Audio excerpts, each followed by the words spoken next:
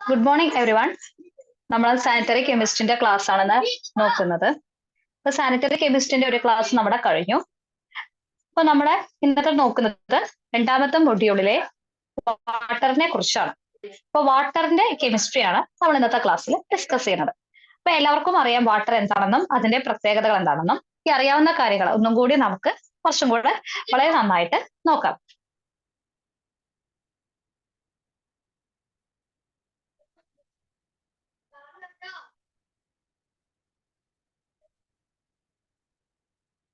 അപ്പൊ നമ്മൾ നോക്കുന്നത് കെമിസ്ട്രി ഓഫ് വാട്ടർ ആണ്. അതിൽ ആദ്യത്തെ പാർട്ട് വാട്ടറിന്റെ കെമിക്കൽ സ്ട്രക്ചർ, ബോണ്ടിങ്, അതിൽ വരുന്ന ഹൈഡ്രജൻ ബോണ്ടിങ്, കോൺസിക്വൻസസ്, പൊളാരിറ്റി, ഇത്രയും ഭാഗങ്ങളാണ് നമ്മൾ ഇന്നത്തെ ക്ലാസ്സിൽ ഡിസ്കസ് ചെയ്യുന്നത്. ആദ്യം തന്നെ വാട്ടറിന്റെ പ്രാധാന്യം എന്താണ്, അല്ലെങ്കിൽ വാട്ടർ എന്താണ്? നമുക്കറിയാം നമ്മുടെ ഹ്യൂമൻ ബോഡിയിൽ ഏകദേശം 2/3 വാട്ടർ ആണ്. ഏകദേശം 66% അല്ലെങ്കിൽ 75% വരെ വാട്ടർ ആണ് ഉള്ളത്. അതുപോലെ നമ്മുടെ എർത്ത് എടുക്കുകയാണെങ്കിലും വാട്ടർ കണ്ടന്റ് കൂടുതലാണ്. അതുകൊണ്ടാണ് സ്പേസിൽ നിന്ന് വ്യൂ ചെയ്യുന്ന സമയത്ത് എർത്ത് ബ്ലൂ കളറിൽ കാണപ്പെടുന്നത്. ഈ ബ്ലൂ കളർ എന്ന് പറഞ്ഞാൽ വാട്ടർ ആണ്. അപ്പൊ എർത്ത് മേജർലി കവർ ചെയ്തിരിക്കുന്നത് വാട്ടർ ആണ്. നമുക്ക് വാട്ടർ ഇല്ലാതെ ജീവിക്കാൻ തന്നെ പറ്റില്ല. കാരണം അതാണ് നമ്മുടെ എല്ലാ പ്രോസസ്സിലും വേണ്ടത്.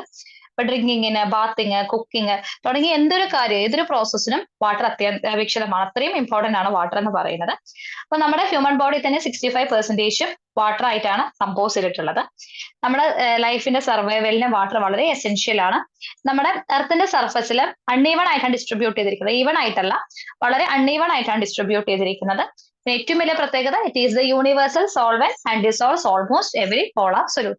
ഏകദേശം എല്ലാ പോളാർ സൊല്യൂട്ട്സും തന്നെ വാട്ടറിൽ ഡിസോൾവ് ചെയ്യുകയും അതുകൊണ്ട് തന്നെ അതൊരു മേജർ സോൾവെന്റ് ആയിട്ട് ആക്ട് ചെയ്യുകയും ചെയ്യുന്നു. എന്താണ് ഫിസിക്കൽ പ്രോപ്പർട്ടീസ് വാട്ടറിന്റെ? നമുക്കറിയാം വാട്ടർ കളർലെസ് ആണ്, കളർ ഒന്നുമില്ല, ടേസ്റ്റ്ലെസ് ആണ്. പിന്നെ വാട്ടർ മോളിക്യൂൾസിൽ എക്സ്റ്റെൻസീവ് ഹൈഡ്രജൻ ബോണ്ടിങ് ഉണ്ട്. ഇത് നമ്മൾ ഡീറ്റെയിൽ ആയിട്ട് പറയും ഹൈഡ്രജൻ ബോണ്ടിങ് എന്തുകൊണ്ടാണ് വരുന്നത് എന്ന്. അതുകൊണ്ട് തന്നെയാണ് അത് അൺയൂഷ്വൽ പ്രോപ്പർട്ടീസ് കണ്ടൻസ്ഡ് ഫോമിലെല്ലാം കാണിക്കുന്നത്. പോയിന്റ് കൂടുതലാണ്. എല്ലാവർക്കും അറിയില്ല എത്രയാണ് വാട്ടറിന്റെ ബോയിലിംഗ് പോയിന്റ് എന്ന് പറയുന്നത്? Yes, it is 100 degree Celsius. 100 degree സെൽഷ്യസിലാണ് വാട്ടർ ബോയിൽ ചെയ്യുന്നത്. മറ്റുള്ള ലിക്വിഡിനെ അപേക്ഷിച്ച് നോക്കുമ്പോൾ ഹൈ സ്പെസിഫിക് ഹീറ്റ് ആണ്. അതുകൊണ്ട് തന്നെ വെള്ളം ചൂടാവാനും സമയമെടുക്കും, ചൂടായാൽ അത് തണുക്കാനും സമയമെടുക്കും.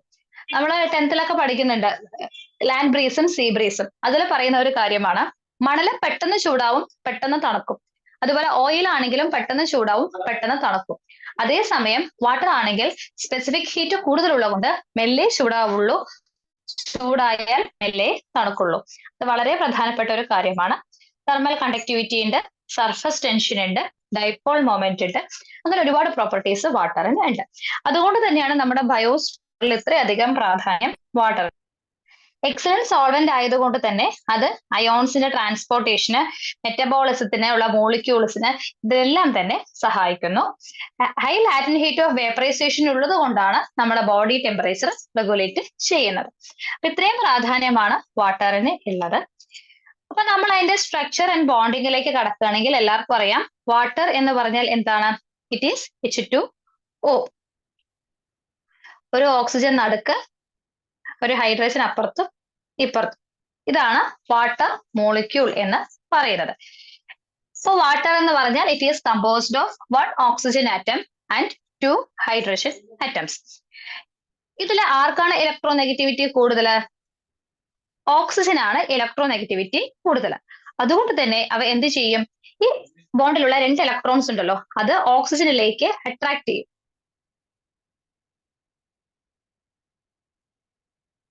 ഈ 2 പെയറും ഓക്സിജനിലേക്ക് അട്രാക്ട് ചെയ്യും. അങ്ങനെ ഓക്സിജന് ഒരു ഡെൽറ്റ മൈനസ് ചാർജും ഹൈഡ്രജന് ഡെൽറ്റ പ്ലസ് ചാർജും ഉണ്ടാകും. അതായത് ഒരു മോളിക്യൂളിൽ തന്നെ ചാർജ് സെപ്പറേഷൻ വരികയാണ്. ഒരു എൻഡ് നെഗറ്റീവ് എൻഡ് ആയിട്ടും മറ്റേ 2 എൻഡും പോസിറ്റീവ് എൻഡ് ആയിട്ടും ആക്ട് ചെയ്യുന്നു. അതായത് ഇറ്റ് ബിക്കം പോളാർ. അപ്പോ വാട്ടർ മോളിക്യൂളിലുള്ള ബോണ്ട് എങ്ങനത്തെയാണ്? കോവാലന്റ് ബോണ്ടാണ് നമുക്കറിയാം, കാരണം ഇലക്ട്രോൺ ഷെയറിംഗ് ആണ് അവിടെ വരുന്നത്. കോവാലന്റ് ബോണ്ടിൽ തന്നെ പോളാർ കോവാലന്റ് ബോണ്ടാണ് വരുന്നത്. അതിന് കാരണം it is due to the electronegativity difference between oxygen and hydrogen. Oxygen atom എന്ത് ചെയ്യുന്നു? കോവാലന്റ് ബോണ്ട്സിലുള്ള ഷെയർഡ് ഇലക്ട്രോൺസിനെ അട്രാക്ട് ചെയ്യുന്നു.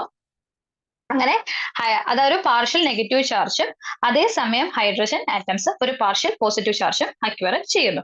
പിന്നെ വാട്ടർ മോളിക്യൂളിന്റെ ഷേപ്പ് അതൊന്ന് ഓർത്ത് വെക്കുക. ബെൻഡ് സ്ട്രക്ചർ ആണ്, നമുക്ക് അറിയുന്നതാണ്, എന്നാലും അത് മറക്കരുത്. ഇറ്റ് ഈസ് ബെൻഡ് സ്ട്രക്ചർ ആണ്. ഓക്സിജൻ ആറ്റത്തില് 2 ലോൺ പെയർ ഇലക്ട്രോൺസ് ആണുള്ളത്. ഇതെങ്ങനെയാണെന്ന് അറിയാലോ അല്ലെ? ഓക്സിജൻ ഹൈഡ്രജൻ, ഓക്സിജൻ ആറ്റത്തിന് ചുറ്റും 6 ഇലക്ട്രോൺസ് വരുന്നുണ്ട്. 1 2 3 4 5 6. ഇതിൽ ഈ ഒരു ഇലക്ട്രോൺ ഈ ബോണ്ടിന് പോയി, ഈ ഒരു ഇലക്ട്രോൺ ഈ ബോണ്ടിന് പോയി, അവസാനം നമ്മുടെ ലോൺ പെയർ ആയിട്ട് വരുന്നത് ഇതും ഇതും. അപ്പൊ നമുക്ക് 2 ലോൺ പെയർ ഓഫ് ഇലക്ട്രോൺസ് ആണ് വാട്ടർ മോളിക്യൂൾസിൽ വരുന്നത്. ബെൻഡ് സ്ട്രക്ചർ ആണ്. ബോണ്ട് ആംഗിൾ ഇമ്പോർട്ടന്റ് ആണ്. It is 105 degree. Bond angle ഓർത്ത് വെക്കുക, it is 105 degree. sp3 hybridisation ആണ് വരുന്നത്, അത് ഇമ്പോർട്ടന്റ് ആണ്. പൊതുവെ sp3 ഹൈബ്രിഡൈസേഷനിൽ ടെട്രാഹീഡ്രൽ സ്ട്രക്ചർ ആണ് നമ്മൾ അറിയുന്നത്. അതിന്റെ ഐഡിയൽ ബോണ്ട് ആംഗിൾ 9.5 ഡിഗ്രി ആണ്. പക്ഷേ ഇതിലെ VSEPR തിയറി പ്രകാരം lone pair bond pair repulsion ഒക്കെ കണക്കിലെടുത്തിട്ടാണ് ബെൻഡ് സ്ട്രക്ചറും ബോണ്ട് ആംഗിൾ 105 ഡിഗ്രി ആയിട്ട് കുറയുന്നത്. അപ്പൊ വാട്ടർ മോളിക്യൂളിന്റെ പ്രത്യേകതകൾ ഓർക്കണേ. പോളാർ ആണ്, ബെൻഡ് സ്ട്രക്ചർ ആണ്, bond angle 105 degree, sp3 hybridisation ആണ് വരുന്നത്. അപ്പൊ ബെൻഡ് ഷേപ്പ് വളരെ ക്രിട്ടിക്കൽ ആണ്. അത് കാരണം പോളാർ OH ബോണ്ട്സ് ഉണ്ടല്ലോ, അത് ക്യാൻസൽ ചെയ്യില്ല. അപ്പൊ ഹോൾ മോളിക്യൂള് പോളാർ ആയിട്ടാണ് കാണപ്പെടുന്നത്. നമ്മൾ പറഞ്ഞു ഓക്സിജൻ ആറ്റത്തിന് നെഗറ്റീവ് ചാർജ് ഉണ്ട്, ഹൈഡ്രജൻ ആറ്റത്തിന് പോസിറ്റീവ് ചാർജ് ഉണ്ട്. അതൊന്നും ക്യാൻസൽ ഔട്ട് ചെയ്യാത്തത് കൊണ്ട് ഹോൾ വാട്ടർ മോളിക്യൂള് പോളാർ ആണ്. അപ്പൊ പോളാർ മോളിക്യൂൾസ് അട്രാക്ട് ചെയ്യുന്ന ഫോഴ്സസ് വെരി ഇമ്പോർട്ടന്റ് ആണ്. ഡൈപോൾ ഫോഴ്സസ് വഴിയാണ് അത് അട്രാക്ട് ചെയ്യുന്നത്. ഒരു എൻഡ് പോസിറ്റീവ് എൻഡ്, മറ്റേ എൻഡ് നെഗറ്റീവ് എൻഡും ആയിട്ടാണ് വരുന്നത്. അപ്പൊ എല്ലാ ഇലക്ട്രോൺസും എവിടെ പോയി?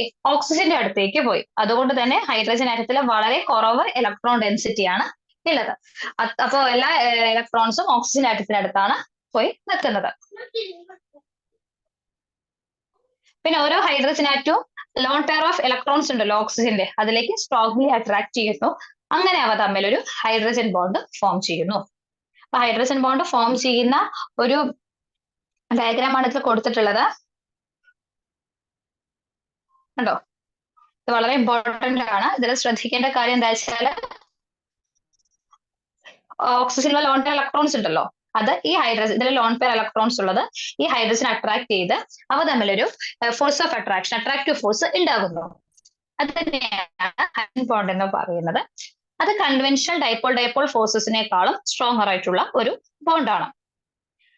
ഈ ഓക്സിജൻ ആറ്റത്തില് 2 ലോൺ പെയർ ഇലക്ട്രോൺസ് ഉണ്ട്. അതുകൊണ്ടാണ് ഈ ഹൈഡ്രജൻ ബോണ്ട് ഉണ്ടാകുന്നത്.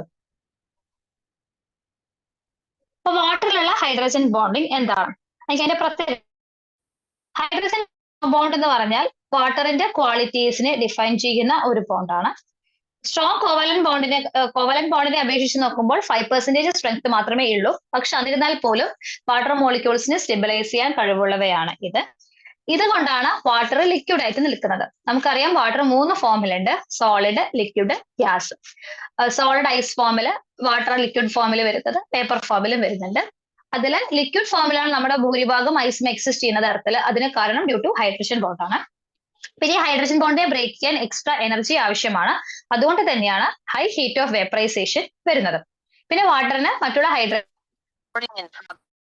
പോയിന്റ് കൂടുതൽ.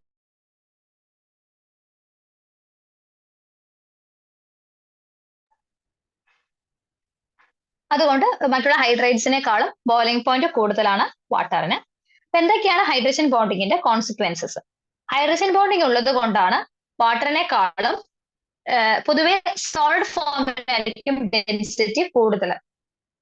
അതുകൊണ്ട് ഐസ് വാട്ടറിൽ സോളിഡ് ഫോമിലായിരിക്കും ഡെൻസിറ്റി പൊതുവെ കൂടുതൽ. അപ്പൊ നമ്മൾ അപേക്ഷിച്ച് വാട്ടർ 2 എണ്ണം ഉണ്ട്, ഐസും ഉണ്ട്, വാട്ടറും ഉണ്ട്. അപ്പൊ സ്വാഭാവികമായിട്ടും ഡെൻസിറ്റി കൂടുതൽ ഐസിനാണ്. പക്ഷെ നമുക്കറിയാം ഐസ് വെള്ളത്തിൽ ഇടുകയാണെങ്കിൽ അത് വാട്ടറിൽ ഫ്ലോട്ട് ചെയ്യാണ്. അതായത് വാട്ടറിനേക്കാളും ഡെൻസിറ്റി കുറവാണ് ഐസ്. അതിന് കാരണം വരുന്നത് ഹൈഡ്രജൻ ബോണ്ടിങ് കാരണമാണ്. അതുപോലെ ഹൈഡ്രജൻ ബോണ്ടിങ്ങിന്റെ എഫക്റ്റ് കൊണ്ടാണ് ഹീറ്റ് ഓഫ് വേപ്പറൈസേഷൻ, അതായത് നമുക്ക് ചൂടുള്ള സമയത്ത് വേർക്കുന്നത്, അതും ഹൈഡ്രജൻ ബോണ്ടിങ്ങിന്റെ ഹീറ്റ് ഓഫ് വേപ്പറൈസേഷൻ.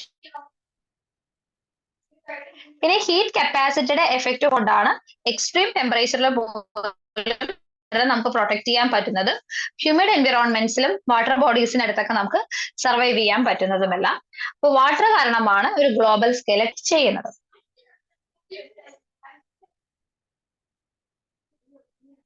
വാട്ടറിന്റെ പ്രത്യേകതകൾ നമുക്കൊന്നും കൂടി നോക്കാം. വാട്ടർ എന്ന് പറഞ്ഞാൽ H2O, ഓക്സിജൻ. ഇതിന്റെ പ്രത്യേകതകൾ എന്തൊക്കെയായിരുന്നു? ബെൻഡ് സ്ട്രക്ചർ ആണ് വരുന്നത്. ഓക്കെ, ബെൻഡ് സ്ട്രക്ചർ ആണ് വരുന്നത്. പിന്നെ വരുന്ന ഒരു പ്രത്യേകത എന്ന് പറഞ്ഞാൽ bond angle 105 degree. Bond angle ആണ് 105 ഡിഗ്രി. Hybridisation sp3 hybridisation. എത്ര ലോൺ പെയർ ഓഫ് ഇലക്ട്രോൺസ് ഉണ്ട് ഓക്സിജന്? നോക്കാം. 1 2 3 4. അപ്പൊ 2 ലോൺ പെയർ ഓഫ് ഇലക്ട്രോൺസ് ആണ് ഉള്ളത്. 2 ലോൺ പെയർ ഓഫ് ഇലക്ട്രോൺസ് ആണ് ഉള്ളത്. പിന്നെ ഹൈഡ്രജൻ ബോണ്ടിങ്ങിന്റെ കാര്യം നമുക്ക് നോക്കാനുണ്ട്. ഹൈഡ്രജൻ ബോണ്ടിങ് വരുന്ന സമയത്ത് എങ്ങനെയാണ് വരുന്നത്? HO. അടുത്ത മോളിക്യൂൾ എഴുതാം, HO. എന്ത് സംഭവിക്കുന്നു? ഈ ഓക്സിജനിലെ ലോൺ പെയർ ഉണ്ടല്ലോ, അത് ഈ ഹൈഡ്രജനെ അട്രാക്ട് ചെയ്യുന്നു. അപ്പൊ അവ തമ്മിലൊരു ഹൈഡ്രജൻ ബോണ്ടിങ് ഫോം ചെയ്യുന്നു. ഹൈഡ്രജൻ ബോണ്ടിങ് കാരണമാണ് എല്ലാം നിൽക്കുന്നത്. അപ്പൊ ഇത്രയുമാണ് വാട്ടറിന്റെ പ്രോപ്പർട്ടീസ് ആയിട്ട് വരുന്നത്. ക്ലിയർ അല്ലേ?